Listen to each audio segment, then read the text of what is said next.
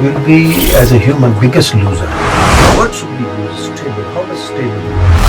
अभी क्या है कि प्लास्टिक के बारे में किसी को कहने का कोई अधिकार नहीं, और कहने का अधिकार तब शुरू होगा जब हम खुद इससे मुक्त होंगे, और एक व्यक्ति नहीं, पूरा समाज और पूरा देश जब तक नहीं जुड़ेगा तब तक आप किसी पर कोई उंगली उठाने के अधिकारी हैं ही नहीं। मेरा ये ठोस मानना है।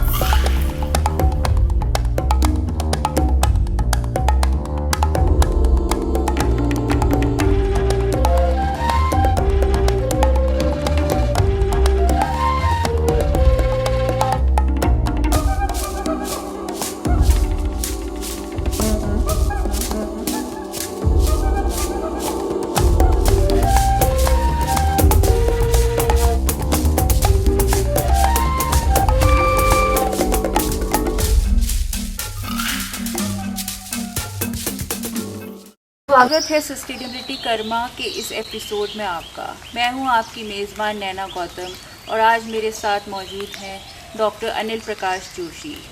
If you see around the green trees, the figs fallen on the floor, these are the part of the Hesco. It's green and it is maintained by the community. Dr. Anil Prakash Joshi has won several awards. Importantly, the Padma Shri and the Padma Bhushan. Recently, he has also come up with GEP, which is called Gross Environment Product, which has been taken by the Uttarakhand government. Welcome to the show, Dr. Anil Joshi. Thank you. अगर हम ecology का long term या longitudinal landscape देखें, so how will you sum it up? What are the changes you have experienced in this lifetime? It is almost 4 decades I was aware with the ecology and environment. Since born in the Himalayas, so we are very close to nature. We had seen this change 4 decades and it was very unfortunate. We overlooked the fact that we cannot only survive with water, soil and air, and other things which we enjoy is a part of comfort. But for life we need soil, water and air. And the Himalaya is known for. Because if you take, we are third pole, and at an estimate says that more than 2 billion people, Himalaya directly, indirectly, food, water, air, they serve. This, as a subject, it automatically eventually came the ecology, the part since I am born in a village, and that's all Himalayan villages. So that time, and I preferred as a postgraduate botany, environmental botany, because that gives you a lot of idea of nature, the tree, forest, soil and so on. We have seen changes. Unfortunately, the two things happened. We prioritize as a part of the government and development strategies everything around economy, and to gain the economy you have to have an infrastructure, and against those infrastructure you have to pay the costs, the toll the nature has to pay. So in the 4 decades which we see that of course the India can, and not only India, talking across the globe, we can claim that the life of a handful of people became better, and those are urbans. But look at ultimately resources come from the rural part. So the urban life must have gone up, and you must have also noticed that more than 50% people in the world have already come into the cities. And India, it is about 35 and likely to be 2050 more than 50%. That means what? Who ultimately takes care of this nature's resources, farm produce, community, villages? How can we imagine if everybody is in this town, what will happen to the primary productivity, the farm, soil, air, water and everything? Here come, unfortunately, the poor planning. Since beginning, we had to think of smart cities not merely, but also the making the villages more stronger So the continuity of resource access and availability remain robust. What happened in these 4 decades, which we have seen, the town became very crowded and the villages turned ghost. And then primary productivity also fallen, and at the same time, whole ecosystem that had to be given, that the cost that nature had to pay, other things had begun to come. And it was in the beginning slight, but today, where do you live? You do not know which season you are. Yeah, at the peak summer, you are likely to have a rain falling. So what does it mean? It means that you are now nature is no more in your control, so-called control. When I say nature in your control, the farmer decide what time the crop has to be harvested, what time X, Y, Z things to happen, and where to go, where not to go. It depends on the seasons, monsoons, and also winter, summer, and so on. That's all gone. So I see the changes and so-called sustainability, which we are totally broken. I'm telling you, shortly, not very far off, the way things are happening, will be, as a human, biggest loser. And let me tell you, people do not know, we don't have to save Earth. Who are we can save the Earth? Are we born in the Earth? It is we have to survive only then to ensure the Earth also behave that it was 4.6 billion years ago. That is all. But I've seen a lot of changes. Declining, resource declining, climatic issues, unfortunately not in control at all. And I can say that if we were 4 decades ago very comfortable, we are most uncomfortable today. And some urban guys are managing some way, but rural, unfortunately, not merely that is an economic disparity. Earlier it is an ecological disparity. Let me tell you, who are hit when the disaster comes? The rural people across the country and globe. So they are ecological disparity and ecological disparity. The one who's saving a forest, maintaining, produce primary, they are the sufferer. So how can you place a sustainability word in this 2025, which was said in 1972? No, it doesn't stand at all. So you mentioned the word sustainability. How will you define it? Yes, that's a very correct question. Sustainability is something when you make things for your subsistence, number one. When you become surplus and then you share it, then you are sustainable. If one today you are not able to subsist, the reason is you're not adequately producing, and what you are producing is not the quality. If you say you are sustainable by farm produce, the quality of food has gone on. And also, the deficit, the nutrient, micronutrient, because you are chemically infested food you are eating. That sustainability cannot be said if you produce surplus food. No, it's not so. Quality gone. Subsistence, surplus, and share. When you are capable to share something after you have your needs met. Look at it may be the case of a farm, but you across for various development strategies, streams, or where the life can rest. Everything is unsustainable. A stable economy will depend on a stable ecosystem, ecology. And unfortunately, they are two apart. And that is the reason we are far off sustainability now. And I'm to tell you that the study says hardly 10% chances of return. If that's going to be the story, how can you survive in coming generation is the question. The word should be used, stable. How much stable you are. So, the problem is we are not at all stable.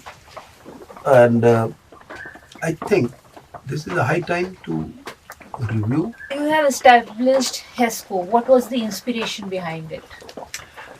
Well, if the Hesco starts with the Himalayas, world, and environmental, and again another thing, we riches in Himalaya, environment, studies, because we have curious to know what nature science is all about. Studies, So this is an organization of scientists, academicians, researchers, and more important, the community, the rural. So this is an organization we had in mind in the beginning that we will not decide what to do and what not to do. Long back 1979, Hesco currently work with Pani to Pull. We have been working on water in a very innovative way. You can see this river here, it was almost dried up. We thought how to bring it back. So we went up and tried to study science of nature. And then we found that it is a tree that plays an important role in catchment for rain-fed rivers. Rain-fed rivers, their catchment is good. Roots pierce into the soil. They take along with the water that rain gives. And in place of them, what we simply did made a water holes. So you integrated climate forestry into it. Yeah, naturally it came eventually. Because who are we to plant a tree? It is the nature had given the forest. And that is what the people have been doing. They do not understand the climate and the nature side. What we did, the water hole we made, 1 hectare 300, 44 hectare we treated, next year the water came back. Otherwise, would have planted a tree, would have taken 10 years. But the very year the water went inside, used water through the holes, and then came. Not only that, was learning that we had. When water came, most smaller plants came. And to eat them, the herbivores came.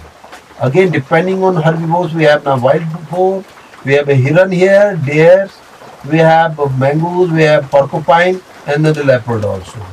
And we have 115 species that I have witnessed the last 10-14 years, all wildlife you can see here. Now what happened? We wanted a water, and to do that job we did that, and we have been good to find the route, recharging of river through water hose that along with brought the changes in the, and then it is that piece of land decide which of the tree is good for that place. Nature deciding that this tree should come. So it is climatic forestry also came. It is the bird, wildlife and the water which ultimately we look for. So it is an integrated, it's a very innovative. And many places now this is repeated in many places. So we have been talking about nature. You are also working on a technology dealing with biomass, and it's quite innovative. Can you get us through it? Well, we look into the biomass have always been in use with the community since beginning. And if you can make a better use of biomass and efficient knowledge, technology which can be helpful in harvesting, regenerating the biomass, be it in agriculture, wild resources, or anything. It must have been very popular rhododendron. Do you know the invention of Hesco? 1986, we invented it. That's what. And that we learned from the community because we were doing a yatras, padiyatra in a village. They offered us bhat or chutney. It was a very red kind of a chutney, very tasty. I told what it is. Said that it is a bunas. So we thought if you can value add it further, making a squash. Now the squash is everywhere. So that's an example how community wisdom, resources come together. So that's one. And then we were the pioneer to bring first unit here in Uttarakhand in 1989, food processing unit. It was close to Kogara where I used to teach. Now after what we did, whatever foods that you have been raising around you, what readily sold is one thing, but which are left not underused, you can make a jam, jelly, squash. And today this has become a movement in Uttarakhand, many places, even in the northeast. Again, this crop that falling, the girl will be working here, for example, her research will be in different altitude, there are different litter fall, they can be matched with the local crops. Otherwise, why should you buy a chemical fertilizer? When you have a lot of leaves falling and that leaf otherwise catch a fire and become a menace, why not to make use of this leaves to make a compost and the crop that whether it matches with that crop, and it's a wisdom which I learned. In the lower altitude with the sal forest, it is good for tuberous crops. In the middle where there is cheed pine, it's good for the paddy crops. And up on the mountain oak, it is very good for the vegetables and other crops. So we're trying to do those researches Hesco has been undertaking relevant research. You have come up with the concept of GEP. So how can that impact the policies related to sustainable development? Look at 1935, some guy Simon thought of making four vertical. One is called the industrialization industries. Given air, what growth was industry done, and then services, agriculture was part of it, and infrastructure. Made it the gross domestic product (GDP). Now, a DGP unfortunately does not cover what is the status of water, what it is added or lost, what it is a free, fallen, added, not the quality of air, and you see soil, whether it is good or bad. We thought of this is maybe the GDP good for the urban guys, maybe the GDP good for rich people, handful of people. So there has to be a growth measure which is for all. And then we thought that why not to work for gross environment product. 2010 we begin with that. Well, lot of exercises almost. Ultimately we came up with the most challenging issue was whether this equation of GEP which we designed, that what is the growth of given air, forest by area, number of trees, and quality of trees. What is the water that you added, quality, improved quality, and amount of water fell, how much you added. So the quality where whether you have been able to improve, and the soil whether you made it organic. Four pillars we decided but the challenge was again how can internationally be accepted. One of it was internationally accepted. We have 2-3 top journals in the country. A nation internationally they publish it, it established, then we came to the government. They then on one hand GDP, on another hand GDP. So the idea of GDP was to realize the planner and policy maker, you should go ecology and economy together. So the GDP is catching. Why have you taken Pani, Ped, Vayu and Mitti as measures of GEP? Everything, you, me, any animal is out of them. Okay. If we will come down to the man, population rising, how can you count all time? The only idea is they are the life support resources. So based on them, the life thrives. So we take only 4 initiatives. The idea came, why not to microbes? How can you count the microbes? And then you'll go to in the course of time, if people will have been more equipped technically, they can also enter into the microbes number. So, but was a broad idea. If we begin with that, similarly, GDP has a 4 pillar. We will have a 4 pillar, and that is all survival. And what is more important is what are we losing became our verticals. We are losing water, we are losing forest, we are losing soil and air, and then we made the verticals. So what did you do in that? The state. So, is there any challenges when it comes to upscaling GEP across different regions? Yeah, naturally, when we are working in UP, different climatic zones, they take an example, if Rajasthan turn will come. So they don't have much area under the plantations. But there are definitely other measures will play the important role. So it may be different in different places, that is the challenge. But the equation that we have designed is applicable to all. Global level पर sustainable development goals हैं. So what do you think about their progress? Because of Himalayan ecosystems, fortunately we have that stability.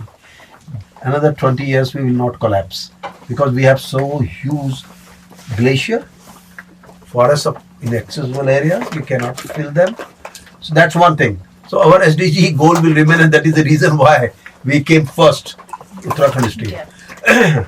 But I think otherwise we are a state where there is no much halchal. बहुत ज़्यादा disparities नहीं है, और we are more in the rural. और इसलिए हमारे लिए ये जो SDG के जो different goals हैं, जैसे आपकी इकोनॉमिक गांव के बेस की इकोनॉमी है, देखो एक बात बहुत बड़ी साफ होती है कि द प्रोफाइल में भी लो, बट रिमेंबर सबसे ज्यादा सस्टेनेबल विलेजेज ही होते हैं, प्रोफाइल लो होगा, और आपका अर्बन का प्रोफाइल हाई होता है पर वो सस्टेनेबल नहीं है, कभी भी कोलैप्स कर सकता है। तो हमारा कहना ये है कि अपने उत्तराखंड में तो अगर उस एसडीजी गोल को देखें तो उत्तराखंड तो आगे आया ही है.